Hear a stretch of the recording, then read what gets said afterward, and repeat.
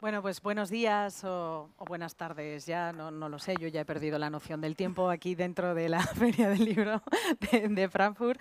Bueno, vamos a hablar de este trasvase que hacemos de la literatura a lo audiovisual en este encuentro. Yo pensaba, una de las mejores películas del cine español es una adaptación literaria, que es Los Santos Inocentes, y una de las mejores series españolas también, que es Crematorio. Y yo me pregunto si toda buena obra literaria simplemente solo está esperando su adaptación o la magia no pasa cada día, ¿no? Y eso yo creo que es uno de los temas que vamos a hablar ahora, de qué tiene que pasar para que sucedan Los Santos Inocentes o para que suceda Crematorio, ¿no? Y hoy estamos celebrando la literatura española y se nos invita a reflexionar sobre esto, sobre sus múltiples vidas, las múltiples vidas que puede tener un libro. Los libros, pues eso, ¿no? Como origen de lo audiovisual. Y se nos invita a pensar sobre esto en esta charla que se llama así, cuando el libro se convierte en film. Y lo vamos a hacer primero pues, con uno de los hombres que más sabe de cine de nuestro país y de Europa, que es Jaume Ripoll, que es el fundador de la plataforma Filmin, que además pues, estáis de aniversario porque cumplís 15 años. Enhorabuena, bienvenido. Gracias. Ahora vamos a hablar de ese aniversario Sí, yo también. creo que cuando has dicho lo de la mejor serie española, digo, ahora dirá Doctor Portuondo, ya que tenemos a Carlos aquí, iba a decir que la mejor serie española era Doctor Portuondo. Te lo he dejado a ti, Vale, porque vale, está bien. para eso lo has producido. Puedes venir a vender tu libro aquí también. Bueno, es que en Filmin es donde se ha producido la serie que ha escrito, que ha dirigido Carlo Padial. Es la primera serie que habéis producido en Filmin. Y tú la has dirigido, tú la has escrito, tú te lo has guisado, te lo has comido. Esto me parece súper interesante también. Carlo Padial, que es el autor de Doctor Portuondo. Y a mí me parece esto también que va a ser muy interesante que nos cuentes cómo es ese proceso de yo me escribo el libro, yo me lo adapto, yo me lo dirijo Bueno, y si realmente al final acabas haciendo la misma obra, es Claro. otra, eres como tu propio traductor también. Es una buena esquizofrenia, sí, sí. Hay como se pelea el escritor con el cineasta, o llámale como quieras, y son dos realidades bastante diferentes, que vale la pena hablar de ello. Claro, de ello claro ahora. que sí, pues lo vamos a hacer. Y por último nos acompaña una gran conocida aquí, es la autora Elia Barceló, es escritora, es Premio Nacional de Literatura Infantil y Juvenil en 2020 y sus obras... Tus obras facilitan por tu manera de escribir la adaptación audiovisual. Creo que también has escrito teatro y has visto cómo tus obras se adaptaban también al medio audiovisual.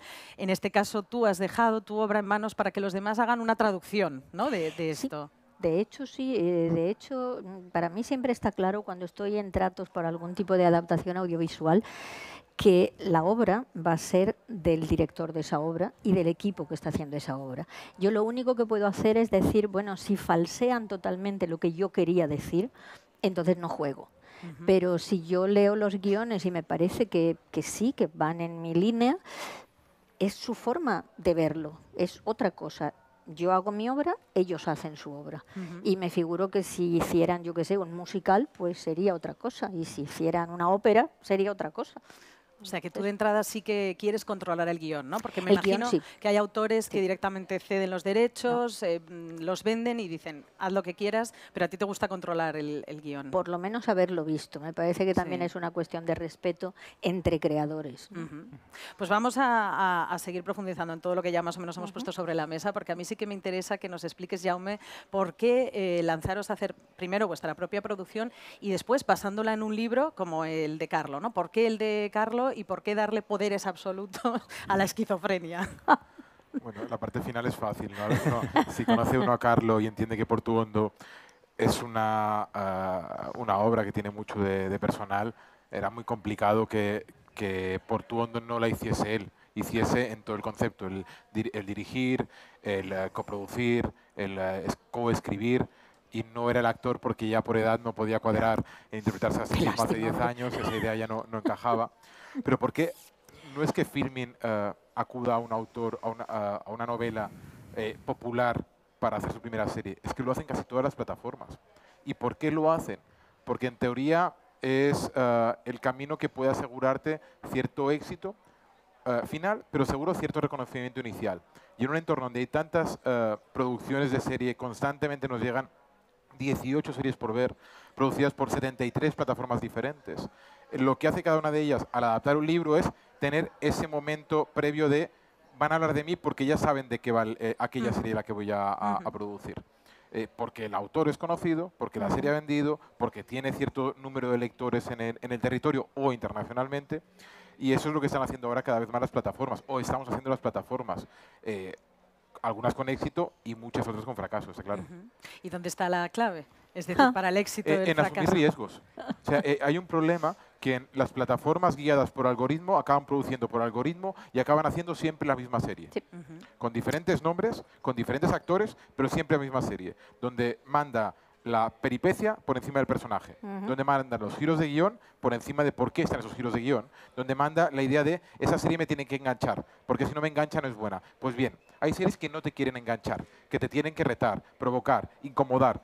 Esas son series que hacemos plataformas como la nuestra y que no eran otras plataformas globales. Y Portuondo incomoda, reta, te pone en posiciones que no estás acostumbrado a ponerte en el sofá y por eso aceptamos hacerla. Carlos, cuéntanos cómo fue tú desde el primer momento, digamos, ¿quién puso la condición o lo que está diciendo él? Tenía que hacerlo todo él, ¿por qué? Bueno, en el caso de Filmin, yo debo decir que cuando Jaume y el resto de productores, Alberto Aranda y Marta Libertad, me contactan, yo debo decir que yo soy una persona profundamente neurótica, como ya se puede ver en el libro, y esa neurosis genera el ser a veces un poco estúpido a la hora de visualizar tus pasos. Y yo estaba obcecado con intentar hacer una película, y me estaba dando muchos problemas. Y cualquiera que se dedique al audiovisual sabrá perfectamente lo fácil que es como entramparse en estos procesos, desarrollos infinitos, tal.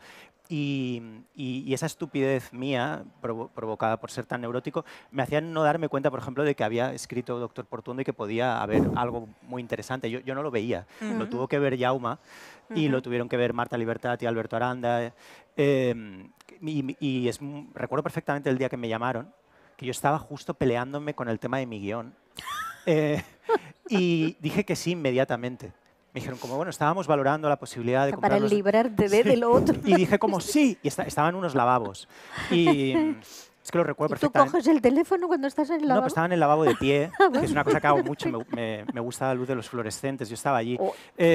Y hablando por teléfono, por el otro lado, con la otra película que se estaba cayendo. Comprendo que estés neurótico. Sí, exacto. Sí. Y recuerdo, asocio a la serie, pues eso, ¿no? La cerámica blanca, la luz de fluorescentes y la felicidad de decir, hostia, qué buena idea, que obviamente no se me podía ocurrir a mí, se les ha ocurrido a ellos de que efectivamente Portuondo podría ser una serie muy guay.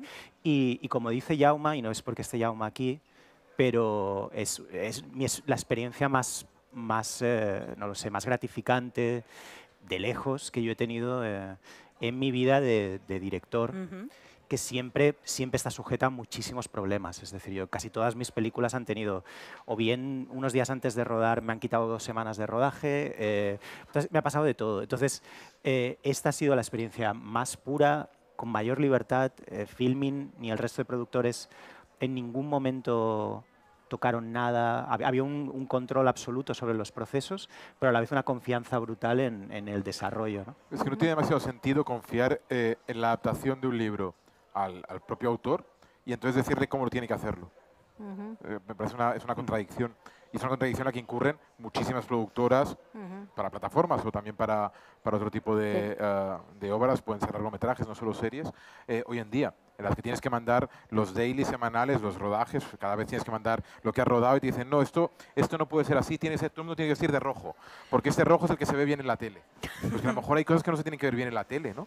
Y ese tipo de cosas, llega un momento que todo acaba homogeneizándose. La manera de contar, la manera de presentar personajes, la manera en que se visten, la manera en que se rueda, y hemos vuelto a todas las series son iguales. ¿Ves tú? A mí una cosa que me molesta profundamente es que en las series todo el mundo es guapo. Ya no sé si os habréis dado cuenta, todo el mundo, pero cualquier papel que haya, todas las chicas son guapas y jóvenes y preciosas, todos los chicos son musculosos y guapísimos. Y yo es algo que me cansa mucho. O sea, que cuando veo una película donde todo el mundo es tan guay y todos van vestidos a juego, lo dejo porque no me interesa, porque no es eso lo que yo quiero ver. Es un poco lo que estabas diciendo tú, ¿no? Eso no tiene por qué pasar. Me interesa también mucho cómo es ese proceso en el que tú ya te has escrito el libro y dices, y ahora tengo que sacar de mi propio libro un guión. ¿Cómo es ese trabajo? ¿Te vuelves a leer todo el libro, vuelves a tal, o te inspiras en tu propio libro? Es una especie de traducción de ti mismo. Es un ejercicio súper interesante que yo no había hecho nunca. siempre había partido de ideas originales puramente para el proyecto audiovisual que fuera, y digamos que vivía escindido entre la producción literaria y la producción audiovisual. Y fue un ejercicio que me tomé muy en serio, me pareció interesante, muy interesante atacarlo, y mi manera de atacarlo fue visitarlo desde otro lugar. Es decir, el libro tiene unos condicionantes y tiene unos elementos, y yo estaba, y sobre todo casi más importante que eso, yo estaba en otro punto vital. Cuando yo escribo Doctor Portuondo, yo estaba profundamente desesperado, y por lo que estoy contando ahora parece que siempre estoy desesperado, pero en aquel momento estaba especialmente desesperado. Estaba a punto de nacer mi primer hijo, no tenía dinero, pensaba, voy a tener un bebé homeless, estaba muy preocupado. No hay bebés homeless, no, casi no hay bebés homeless, y el mío va a ser el primero en Barcelona. Estaba profundamente preocupado. Que va, hombre, no hay entonces, nadie que sea el primero. bueno, yo pensé eso. Y la cuestión es que escribí el libro como con una especie como de espiral frenética de este libro. Tiene que estar muy bien, tiene que ser muy divertido, y también tiene que ser, en cierto modo, una carta a mi hijo. En cierto modo, pensé, no sé, fue una cosa rara. Le voy a explicar cómo he visto el mundo yo hasta ahora a través de ese proceso de psicoanálisis, y creo que entenderá cómo veo yo el mundo. Mientras que cuando hay que hacer la adaptación de la serie, yo estoy en otro punto. A mí me va muy bien, por suerte, tengo 2 hijos, está todo más controlado, me pilla en otro punto, son casi 10 años más, no tanto, pero bueno, han pasado bastantes años. Sí. Y respecto a cuando empecé Portuondo, no a cuando se publicó. Y realmente lo que pienso entonces es, tengo otra visión del mundo sobre los hechos del psicoanálisis. El libro está, tanto el libro como la serie está inspirado en mi proceso de psicoanálisis real, que yo desarrollé con un terapeuta cubano que se llama Doctor Portuondo, Doctor Juan Antonio Portuondo, y entonces esos sucesos los vivo de otra manera, los recuerdo de otra manera. Entonces, para mí el libro y la serie son complementarios y existen en espacios diferentes, pese a que visitan situaciones y personajes que comparten, pero no es el mismo. Hay matices entre el Portuondo literario y el Portuondo de serie, y eso encontrar distintas. Eso fue muy chulo. Y luego, y ya acabo, la parte puramente del lenguaje, de cómo adaptas. O sea, ¿qué relación tiene la escritura con el audiovisual? Era una cosa que me preocupó mucho. Claro. ¿Cómo se filma algo que tiene una vinculación literaria? Porque muchas veces uno como cinéfilo, a todos nos encanta el cine, cuando ves una adaptación tiende a ser decepcionante. No lo sé, hay algo raro, hay como lenguajes como contrapuestos, ¿no? Y entonces sí que hubo ahí un ejercicio muy interesante de cómo filmar algo que tuviera una cierta cualidad literaria.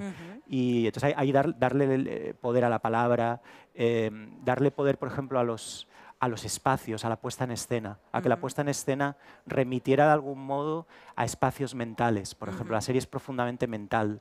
Creo que eso te lleva a un escenario literario. Y eso sí que es algo que me preocupó mucho. Rodábamos de una manera como cuando estás hablando y no prestas demasiada atención a la persona que tienes delante, y entras en esta especie como que es muy psicoanalítico también, es muy de terapia. Y creo que ahí consigues recrear algo de quizá de lo que uno siente cuando está leyendo un texto o escribiendo un texto. Eso es muy difícil, que una película o que una adaptación te lleve a la sensación que tienes cuando estás leyendo. Sí. Y eso yo creo que es un tema que a ti te interesa mucho, que es cómo trasladas todo eso, evidentemente, pero cómo trasladas, por ejemplo, la voz del narrador. Sí, eso para mí es central, porque para mí en cualquier obra literaria lo más difícil de decidir y lo que marca por completo el resultado es quién narra, desde dónde narra, cuánto sabe de la materia narrada, te miente o no te miente. Son cosas que hay que decidir y que llevan la novela. Y luego en las películas la voz del narrador no está el punto de vista, está la ambientación, pero si os dais cuenta de todas las adaptaciones que se han hecho a lo largo de los siglos de Don Quijote de la Mancha, todas son un desastre, todas, porque Don Quijote de la Mancha no son las anécdotas, no es lo que le pasa a ese señor, es cómo se narra lo que le pasa, el juego de narradores, el juego de risas que el lector tiene cuando te dice, pues aquí se me acabó el manuscrito y como no hay más, pues no hay más, te chinchas, ya está, ¿no? Ese tipo de cosas son divertidísimas y en cine no se hacen o no se pueden hacer o a nadie se le ocurre hacerlas.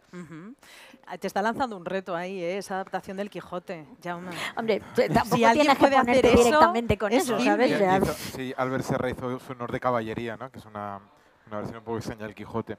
Mira, en Filmin tenemos una colección que se llama Adaptaciones Imposibles, ¿no? Ah, Desde bien. Berlín Alexanderplatz de Fassbinder sobre la novela de Dublin a otras muchas, al Almuerzo Desnudo, a Crash de Ballard y a otro ejemplo de obras que cuando uno las lee dice esto puede llegar a ser película, y algunas de ellas son muy exitosas como película porque se van a mucho de la obra original, y de ahí solo cogen algunos elementos y el resto lo lleva, el director lo lleva a otro terreno. El problema es querer llevar página por página, plano por plano. Y aún así hay películas que pueden intentar adaptar cosas así. Yo pienso siempre en Dublineses, en la película de Dead, el último relato de Joyce en el libro, que fue la última película de John Huston, como allí adapta de forma literal, incluso pasajes de la obra, y funciona de maravilla, desde un clasicismo muy casi militante, ¿no? Lo que hacía Huston ahí. Hay algo creo que es importante, que es nuestra manera de mirar, no solo nuestra manera de adaptar. Y las plataformas nos están cambiando, las plataformas no, nuestra manera de ver cine hoy, de la abundancia, nos está cambiando nuestra manera de ver. Y el libro te exige un grado alto de atención, porque si no estás leyendo, pues el libro se queda ahí. En cambio, si no estás mirando, la película avanza.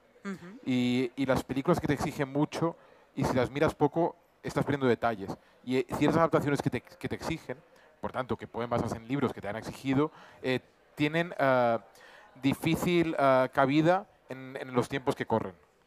Difícil cabida en las plataformas porque quizá no se ven, y difícil cabida en los productores porque quizá no se acaben produciendo. Te pongo un ejemplo, nosotros, y hablo de Berlín Alexanderplatz, de la obra de Fassbinder, que como sabrá la audiencia, es una adaptación que hizo Fassbinder hace 40 años de la novela, la convirtió en serie, que produjo Bavaria. Fue la serie menos vista de Filmin ese año. Y fue la serie menos vista, pero que más gente empezó y menos gente acabó. Creo que solo el 1% de gente que empezó la serie ya la acabó. Aún así renovamos los derechos porque creíamos que era importante que esa serie estuviese en el catálogo. Pero eso demuestra un poco la dificultad que tiene ese tipo de obras para llegar a la audiencia hoy día. Sí, pero yo creo que lo que pasa con las series es que hay un esquema muy clásico, que es como si en poesía todo el mundo leyera solamente sonetos.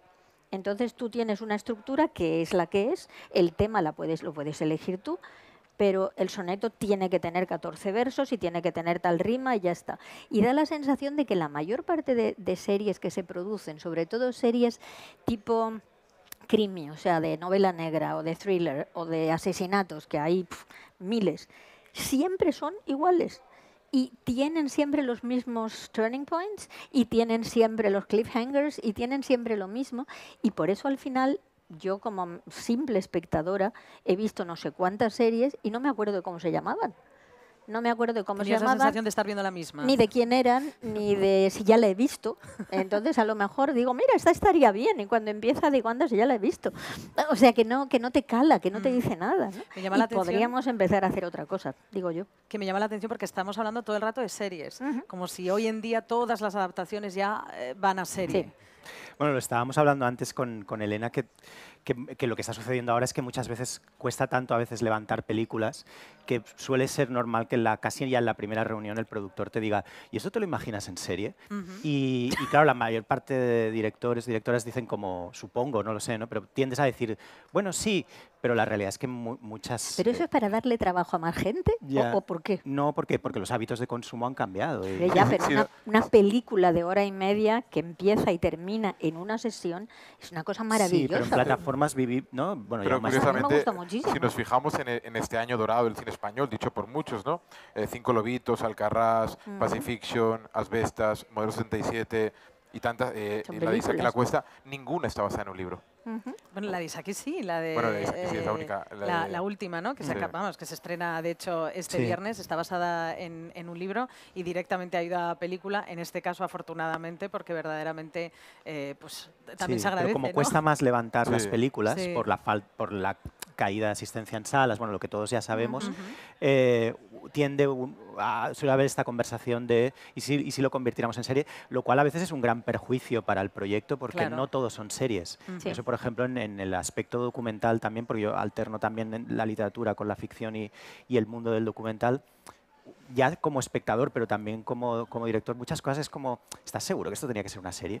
Y ¿estás seguro que esto tenía que ser una serie de 8 capítulos, de 50 minutos? Estirar. Cuando hubiera sido un documental extraordinario de 90.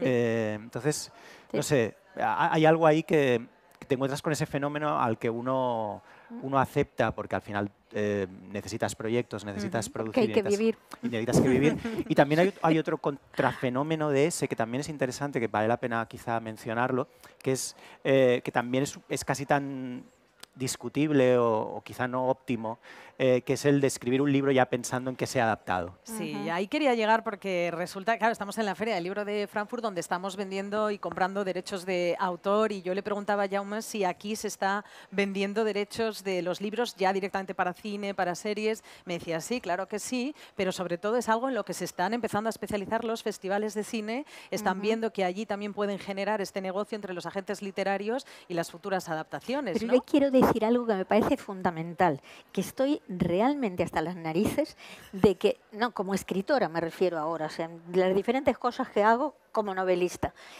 que tú escribes una novela y haces lo mejor que sabes, lo mejor que puedes, haces una novela fenomenal, que incluso funciona muy bien y llega a muchos lectores y lectoras. Y siempre, siempre hay por lo menos 3 periodistas que te preguntan, ¿y para cuándo una película? Como si no fuera suficiente, y todavía ¿no? no se han interesado para una serie y dices, tío, que yo soy novelista, que yo hago novelas. Yeah. Da la sensación de que si no hay película o no hay serie, como que no has llegado.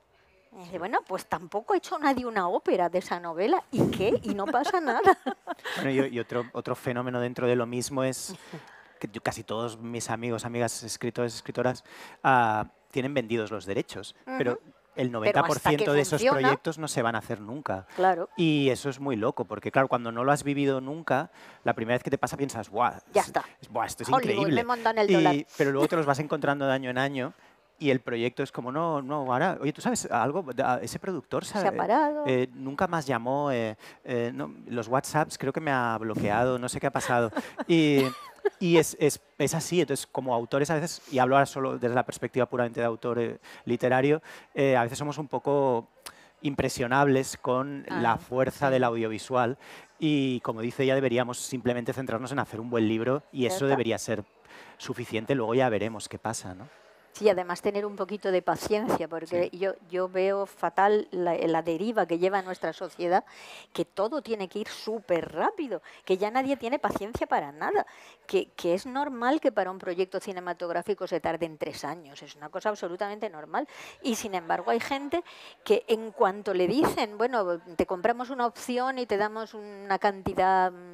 vamos a ver, más o menos simbólica, ya se lo cuenta todo el mundo y sale en todas partes. Y luego si pasan 6 meses y no ha pasado nada, ya se deprimen y caen en las más profundas neuras. No, total. Jamás llegaré, nunca. Por suerte la gente lo olvida todo. Entonces, da igual que hayas estado poniendo tweets como un loco, en plan, he vendido los derechos porque 15 días más tarde nadie se acuerda, pero... Porque realmente que se adapte una novela, lo vemos muchas veces, ¿no? Basado en el bestseller, basado en el... Es que eso vende, eso hace que la gente vaya más al cine, que la gente quiera ver la película, o sea, es una cuestión de marketing. Sí, claro. Es cuestión de marketing, al final tienes ese público ganado, o crees tener el público ganado, pero el cementerio está lleno de adaptaciones fallidas o de grandes producciones que en teoría tenían que ser un éxito y fueron un desastre absoluto. La clave aquí es como todo, es quién lo va a llevar a cabo y por qué y qué nivel de confianza tienes en aquellos que lo van a hacer. ¿Y en qué momento va a salir? ¿Y en qué momento? Porque lo decías tú, entre que adquieres o precompras los derechos y haces la película, a lo mejor han pasado 3 años y medio. Y lo que en ese momento parecía de una actualidad tremenda, 3 años y medio ha envejecido peor que un primer ministro en Reino Unido. O sea, que ha llegado un momento que esas cosas suceden bastante habitualmente. Y eso, cuando estás produciendo, a lo mejor en el primer periodo de tiempo, esos primeros 15 meses, 18 meses de gestación, ahí es cuando te das cuenta que ese proyecto no tiene sentido como productor. Y dices, paremos ahora. Sí, o que mientras tanto, mientras tú estás haciendo incluso ya la preproducción, han salido 3 series que son más o menos del mismo corte que la tuya. Y entonces dices, ¿vale la pena hacerla o no? Sí, pero claro, ya he invertido un montón. Ya, pero hay que hacerla. Algo diferente. Yo creo aquí hay un elemento, no lo ha contado Carlos, uno de los de lo que activó que Doctor Portuondo si fuese posible tan pronto, fue que conseguimos a Portuondo. O sea, conseguimos que Jorge Perrugorría, que es el actor de Fresa y Chocolate, aceptase, actor cubano, que residía en Madrid, que aceptase el papel. Posiblemente si Jorge Perrugorría nos hubiese dicho no, a lo mejor el episodio se hubiese retrasado mucho más, porque no hubiésemos encontrado al personaje central de la serie. Y creo que eso es otra de las claves. Y en cuanto a que haya series que se parezcan, no está mal. Mira, en Filmin ayer anunciamos una serie que se llama Autodefensa. Sí que te gusta mucho la autoficción, ahora hablamos de eso. Que es la historia de dos chicas de Barcelona, es su historia de 20 años. Yo digo que es como Spring Breakers, rodada en el Raval de Barcelona, con un poquito de Bon Trier. Y estamos rodando a la vez otra serie de unas chicas que fueron como niñas prodigio en una serie catalana que se llama Pulseras Vermellas, Pulseras Rojas, y que ahora están como, digamos, su vida no saben muy bien qué hacer con ellas. Y se parecen mucho. ¿Y qué? Está bien que sean dos series que puedan tratar de personajes más o menos similares, a las que le puedan tener problemas más o menos similares, pero se analizan desde un punto de vista formal y de manera de narrar totalmente diferente. Y creo que a nivel como un espectador, que alguien te ofrezca dos posiciones artísticas complementarias o incluso antitéticas diferentes, sí, eso vale la pena. Estoy de acuerdo, pero ahí entra también el elemento que yo decía de la suerte. O sea, hay veces que el hecho de que haya dos series o tres series similares está bien por lo que tú dices, porque es el mismo tema visto desde diferentes puntos. Pero es cuestión de suerte. Sí. Puede ser también que la gente haya visto una y o quiera más de lo mismo o no quiera volverse a acercar a ese tema porque piensa, esto es una estupidez. Yo ya he visto una, ya tengo bastante. Pero ¿cuántas series de asesinatos vemos? ¿Cuántas series de asesinatos ve la gente? Y de asesinos en serie. Bueno, da la sensación de que este mundo está plagado de asesinos en serie. ¡Qué mentira! Que sí que los hay, que hay 3 o 4 por el mundo. Por suerte, solo unos cuantos. Pero da la sensación de que, vamos, en tu círculo de amistades tiene que haber lo menos 5. En Dinamarca estadísticamente. hay 5 por cada 10, como mínimo. En Dinamarca lo mismo sí, pero yo creo que en España pues no. Y en Austria te aseguro yo que no. Oye, hay una pregunta fundamental sobre este tema, porque es el eterno debate de qué era mejor, el libro o la película, que todavía no hemos lanzado, ¿no? Que es la conversación eterna. Yo lo tengo clarísimo, o sea, si puedes siempre, si estamos hablando de un buen libro, de una experiencia lectora, ten la experiencia lectora antes, porque la película luego te va a condicionar mucho, pero es verdad que luego hay películas que son tan buenas que consiguen que te olvides, entre comillas, de la cara que tú le habías, ¿no? O sea, que puedas ir deshaciéndote de la cara del actor para ir construyendo el tuyo, pero eso influye mucho, ¿no? O sea, marca mucho. Si tú has visto la película, luego es inevitable ponerle la cara de ese actor o de esa actriz a esos personajes. ¿Vosotros cómo lo vivís? Yo creo que tienen que coexistir las dos cosas. O sea, excepto, sí, pero ¿en qué momento? ¿Cuál es el orden? No sé, novela. Novela. No siempre. Si el libro es espantoso, te ahorras el libro malo y ves la peli buena. Nos ponemos en la base de que la novela es buenísima y la película también. No siempre pasa, ¿eh? Novela. Pero en esta hay libros malos que dan pie a películas eso también es extraordinarias. verdad. Eso también es verdad. Sí, lo que no me explico es por qué alguien quiere coger un libro malo para hacer una buena película. Bueno, pero que se lo invente directamente. Eso lo hacía Hitchcock constantemente. Claro. Hombre, sí, Hitchcock hacía buenas películas y no siempre las bases eran Hitchcock le esas. encantaba el... Pero bueno, Rebeca es buenísima como novela y es buenísima como película. O sea, sí. Pero vamos, sí, yo creo que nunca en la vida volvería a leer El poder del perro sin ver a Cumberbatch. Y hay algo Que es maravilloso, maravilloso. Lo comentábamos ayer, el tema de colegios en secundario, en formación, cuando dicen, no, tienes que leer este libro, lo primero que hace el estudiante hay película, entonces me ahorro el proceso de las 2 semanas o la semana leyendo el libro. Pero eso me lo hacían mis estudiantes universitarios, no de colegio, gente que estaba estudiando hispanística y que en cuanto le decías cualquier novela, ¿hay película? Te mato, por favor. Claro, porque ahí hay muchas trampas, porque lo que estamos diciendo, o sea, es otra obra, pasan otras cosas, hay personajes que mueren por el camino. Está más vista que leída en los institutos. Sí, eso es verdad. Yo creo que ahora ya ni eso, ahora buscas la ficha de Film Affinity, ¿no? Sí. Y con eso te presentas. Con eso y El Rincón del Vago ya está, llegas a cualquier parte. Con eso tiras. Y además los estudiantes se creen que los profesores son tontos y no lo notan. Ya. Se nota bastante. Pero, Oye, cuéntanos eso, Jaume, lo que te decía ahora, ¿no? De los festivales de cine que están abriendo esas áreas para vender los derechos de autor, se negocian ahí para sacar película de eso. Y me interesa que lo expliques y que después reflexionemos sobre si eso también puede acabar influyendo a los autores, ¿no? Es decir, bueno, voy a escribir dejando guiños audiovisuales, que vean que esto es muy audiovisual para que me compre. Sí, el Festival de Venecia es el festival que ha dedicado parte de la industria a adaptar, es un mercado de adaptaciones, por tanto van todas las editoriales, muchas productoras, plataformas mundiales allí a intentar negociar y comprar derechos.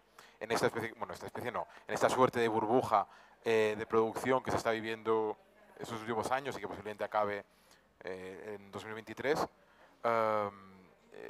lo que sucede en muchos casos es que se sobrepaga y se pagan precios elevadísimos por obras que no se han publicado, por obras que pues, a lo mejor han visto el manuscrito, alguno o han leído parte del manuscrito productoras y ya hay puja a partir de ese manuscrito. Hay autores como David Grant, por ejemplo, de Estados Unidos, cuyas obras vende o prevende antes de la adaptación, antes de que se salgan al mercado. Y de hecho se hace noticia de quién va a adaptarlo en cine antes de que nadie pueda leerlo, lo cual aún es más pernicioso. Y sí, sin duda marca a ciertos autores que están escribiendo novelas pensando en cómo serán adaptadas, aunque no lo acaban haciendo ellos. Posiblemente eso lo acabarán delegando, ellos cobrarán sus royalties y el derecho de adaptación. Y de nuevo, eso es para algún tipo de novela muy concreta.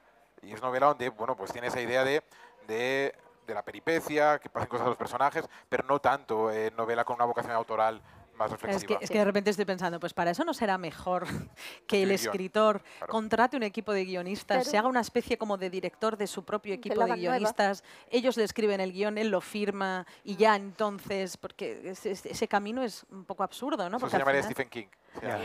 No, pero a veces es eso, a veces lo que quieren es el nombre del autor.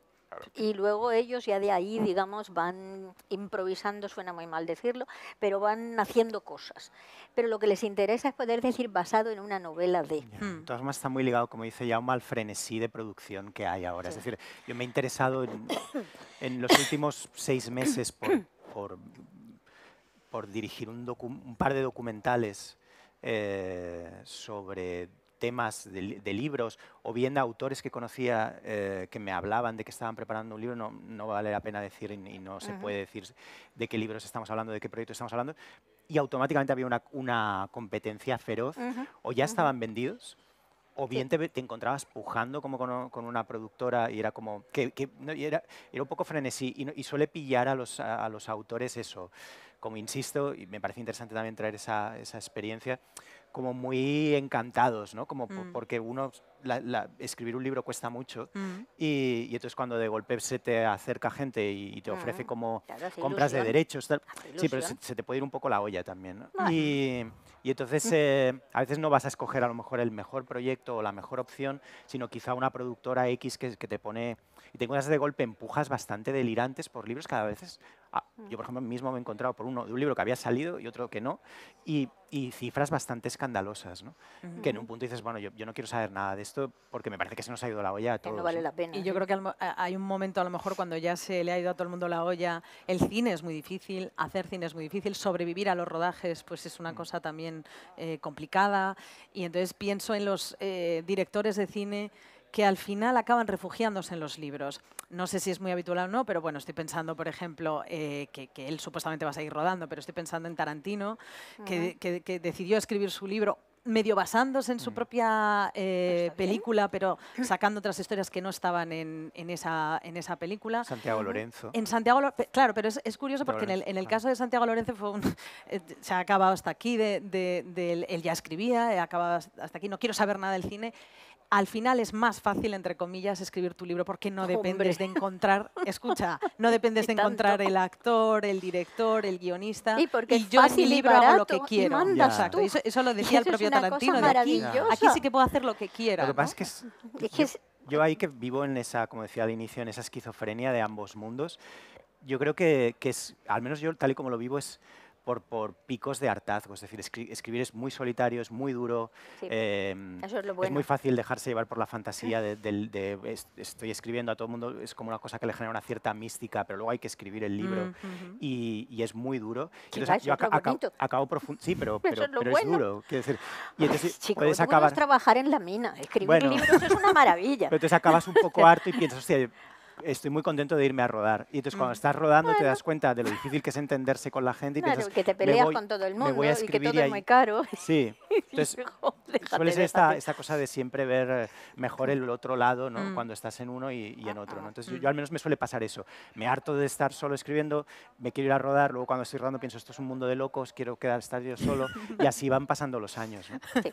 Y luego un día te mueres y ya está, y queda lo que queda. Exacto. Bueno, quedan un Así montón que- de cosas hechas. Sí, pero luego se trata de que queden o que no. Y da igual, no te vas a enterar, da lo mismo. Ya. Mira, he decidido que voy a aprovechar este momento en que tengo un público así interesado por estas cosas para comunicaros una novedad, que de verdad es primicia, es novedad. Ya está claro que sí va a haber una serie de una novela mía y ya me han autorizado para hablar de ella. Y entonces solamente quería deciros Pues eso, cuál que es y la novela es cuándo sale. Las largas sombras y se supone que se empezará a rodar ya de verdad por fin. ¿Y has dicho que es próximamente. película o serie? Serie. ¿Serie? Una miniserie de 6 capítulos. ¿Y cómo va a ser? ¿Va a ser igual que las demás? Pues como todas? no va a ser en absoluto como la novela, como os podéis imaginar. Yo espero que esté bien y que valga la pena y que desde luego la directora es magnífica, es Clara Roquet. Entonces supongo que estará bien. Y la protagonista es Bárbara Leni. O Qué sea, y maravilla. otras cuantas del mismo nivel. Qué como maravilla. ¿Y Belén ya tiene Cuesta, por plataforma ejemplo. también? Sí, pero eso no lo puedo decir.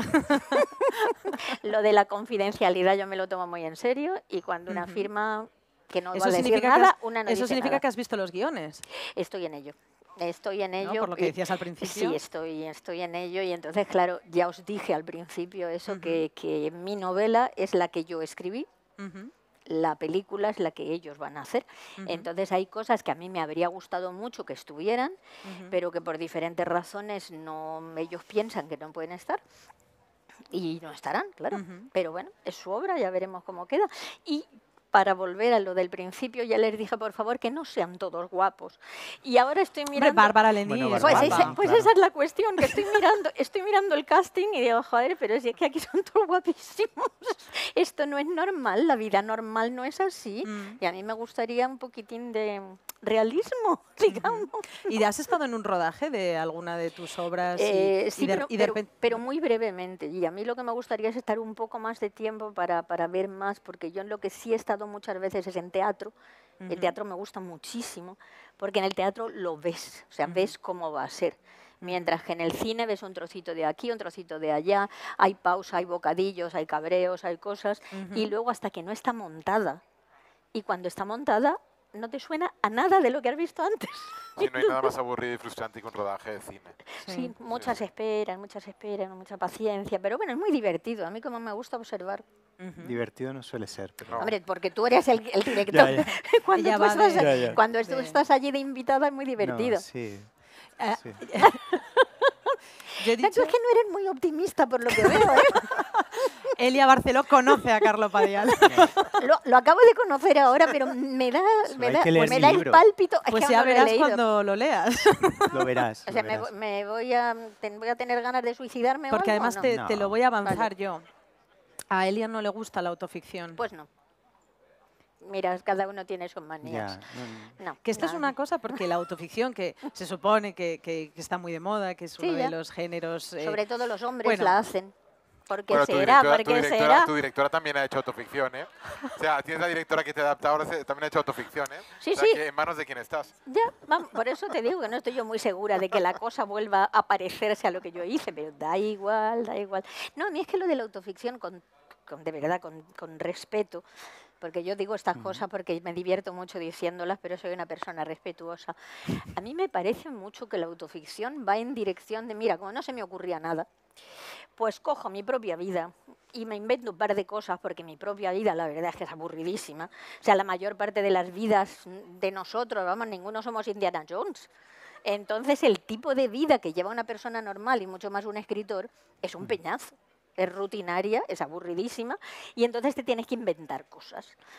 Y claro, llegas a un punto, yo como lectora, ahí de verdad que hablo como lectora, cuando te has leído 3 o 4 libros de un señor que está contando lo que sufrió en la relación con su padre, pues muy bien, o sea, vale, cuéntaselo a tu terapeuta y dar de comer a otra persona y a mí qué me importa. Carlo, ¿Entiendes? responde. O sea, No, es que es como, es el típico tema que es muy cansino, a mí no me gusta ese Pues tema. lo Quiero dejamos. decir, es como el tema como de, es que si estamos hablando de música, de apropiación cultural, o, Ay, no, eso, o sea, eso también me cansa. es ¿ves? muy cansino. Es Sí. decir, yo creo que es muy difícil hacer un libro que esté bien. Yo, algunos de mis Sí. escritores favoritos hacen ficción pura, como Laura Fernández. Algunos hacen, llámale como quieras, primera persona, o como David Sedaris o Vivian Gornick. Creo que es muy difícil hacer algo que esté bien en cualquier sitio. Hay churros en un lado, Sí, churros en señor. otro. Y creo Así que son es. más debates que suelen solo gustar a los escritores y a las escritoras. También Creo que puede no, creo que a la gente no le da un poco igual, ¿no? Quiere buenos libros Sí. y uno de mis escritores favoritos activos, insisto, es David Sedaris, que me parece a mí personalmente un genio y solo habla de su vida y de sus... Y creo que se puede sacar oro de cualquier sitio, ¿no? Sí, si eres bueno, de y- Y cualquier luego, tema además, sacas algo. tú que es tu tema, la aventura, la ficción, ahora que has mencionado a Laura Fernández parece que, y de hecho lo está haciendo, te está construyendo todo el mundo, que por cierto, menudo reto adaptar la última novela de Laura Ya. Fernández, ¿eh? Sí. Yo no me atrevería, la verdad. Eso sería tampoco. jugoso. Pero luego están hablando de ellas mismas, realmente están hablando de su vida, de sus Pero intereses, sí. de sus Totalmente. problemas. Sí, todos es decir, los- desde la ficción más Todas las pura, al autoras final y estás hablando de autores ti hablan mismo, de ¿no? sí mismos, lógicamente, pero hay gente que lo hace de una manera más metafórica y hay gente que lo hace de una manera mucho más clara y directa y todo lo demás. Yo personalmente prefiero la metáfora, solo es eso. Aparte de que yo siempre he pensado que la literatura se inventó para narrar lo extraordinario, lo que no es habitual. O sea, ¿quién en la Edad Media o antes hubiera dado dinero para que le contaran lo que hacía su vecino y lo que podía ver él con sus ojos? Uno daba dinero para que le contaran cosas de batallas, de dragones, de héroes que luchan en el cielo, de cosas que no pasan todos los días. Y ahora los lectores y lectoras, la mayor parte de nosotros pagamos porque nos cuenten cosas de asesinos en serie, por ejemplo, que tampoco es que pase todos los días. Oye, me gustaría para ir terminando, porque ya nos quedan solo unos minutos, Ay, sí. hemos hablado también de cómo es posible que algunos escritores cambien su manera de escribir porque saben que eso va a acabar en el cine, o incluso voy a escribir de manera, esto que decimos a veces, es un libro muy visual, ¿no? Pues para que eso acabe así.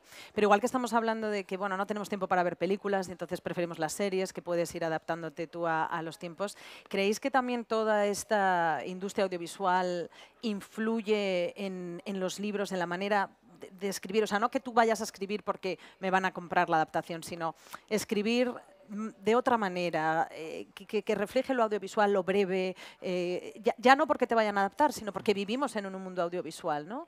Yo creo que de manera natural, al menos si apelo a pensar en la gente que tengo cerca, no es exagerado decir que la mitad de gente que conozco tiene en un rincón de su cabeza cuando está escribiendo el libro la idea de que eso es susceptible de ser adaptado y que eso quizá, yo por ejemplo, no sé, cuando saqué el primer libro no tenía la sensación de que nadie pensara en eso.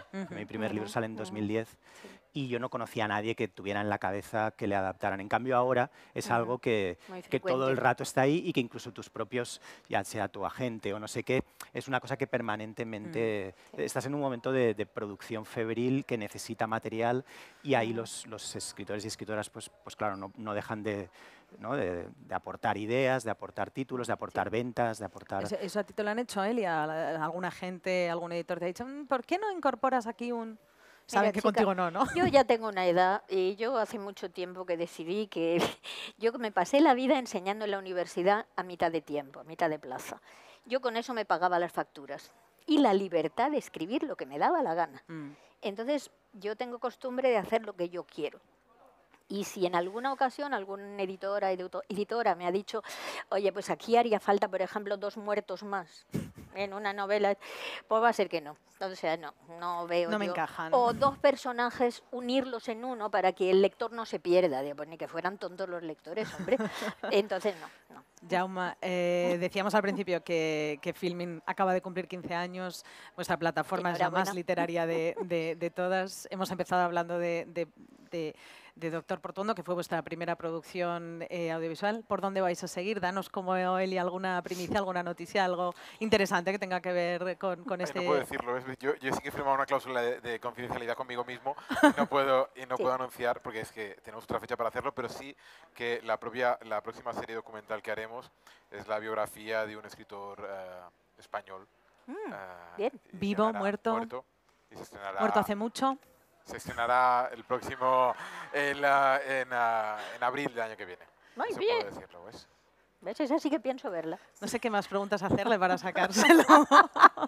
A lo mejor No, que luego le después pagas me- una copa. ¿Quién dirige? Después, no, que no puedo decir nada más, que Nada. tenemos fecha para anunciarlo y después me van a pegar, el equipo me Sí. empezará a decir Bueno. todo por anunciarlo cuando no tocaba decirlo. Pero curiosamente, después de la serie de Carlo, hemos hecho 2 series que son guiones originales. Y antes hablaba Carlo del tema del ahora, Mm, y el ahora de plataformas solo tiene 10 años. ya. Parece que estamos en un momento que llevamos 50 años haciéndolo igual, pero solo llevan, o sea, Netflix empezó a producir House of Cards y Orange is the New Black hace 8 años y medio.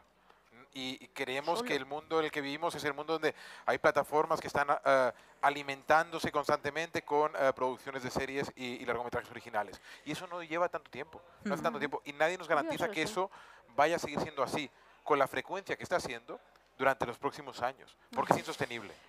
Bueno, pues Jaume Ripoll, Elia Barceló y Carlo Padial, muchas Gracias. gracias. Gracias por las primicias y Gracias a gracias ti. por todas estas ideas tan interesantes que yo creo que merece la pena que sigamos reflexionando sobre ellas, porque yo creo que ha sido muy pertinente hablar de esto aquí en la feria del libro de Frankfurt, de las adaptaciones. Muchas gracias. Muchas gracias a ustedes. vosotros. Muchas gracias. Gracias.